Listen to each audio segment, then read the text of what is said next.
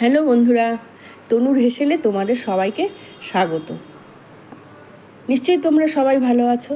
দেখো, আমি আজকে বোরালি মাছের ধনেপাতা দিয়ে পাতলা ঝোলের রেসিপি নিয়ে চলে এসেছি। তার জন্য নিয়েছি কি, বোরালি মাছ কেটে লবণ হলুদ মেখে কিছুক্ষণ রেখে দিয়েছি। তারপর একটা মশলা করে নেব, একটু কালো জিরা দিয়ে দেবো, কাঁচা লঙ্কা। একদম খুব সহজ সরলভাবে এই ঝোলটা রান্না করা যায়। এবার কয়েকটা ধনেপাতা নিয়ে এর মধ্যে মিক্স করে নেব। এবার দেখো, পেস্ট করে নিয়েছি, এটাকে এবার রেখে দেবো। এদিকে আমি কড়াই বসিয়ে দেবো, দিয়ে তেল দিয়ে দেবো। মাছটাকে না ভাজবো না, বোরালি মাছ ভাজলে তার টেস্টটা নষ্ট হয়ে যায়। আর এটাতে পেঁয়াজ রসুনও দেবো না। তেল দিয়ে দিয়েছি, এরপর দিয়ে দেবো কালো জিরা, দিয়ে তারপর এই মশলাটাকে আমি ছেড়ে দিলাম। এবার দিলাম হলুদ লবণ স্বাদ মতো, দিয়ে আমি এটাকে একটু ভালো করে ভেজে নেব।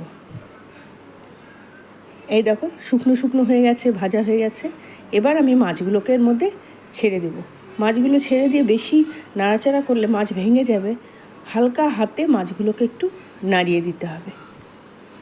এই মাছগুলো যখন এপিট এপিট হয়ে যাবে, তখন এই কড়াইটাকে ধরে, এটা আমার শাশুড়ির কাছে শেখা। আমার শাশুড়ি খুব ভালো রান্না করতেন। এবার কড়াইটাকে ধরে এটাকে উল্টে দেবো। এবার হয়ে গেল 2 পিটি ভাজা করা। এবার এর মধ্যে দিয়ে দেবো পরিমাণ মতো জল। এটাতে যার যেমন ঝোল লাগে সেই হিসেবেই ঝোলটা দিতে হবে। এবার দিয়ে এটাকে আমি ফুটতে দেবো।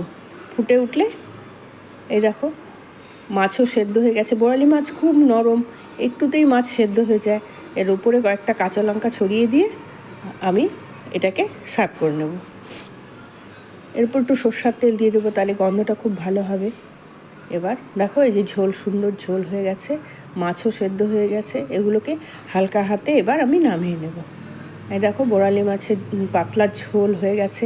এই গরমে এই ঝোল খেতে অসাধারণ লাগবে। গরম ভাত আর এই পাতলা ঝোল, বোরালি মাছের যে গন্ধটা, এটাতেই ঝোলটার টেস্ট দারুণ হবে।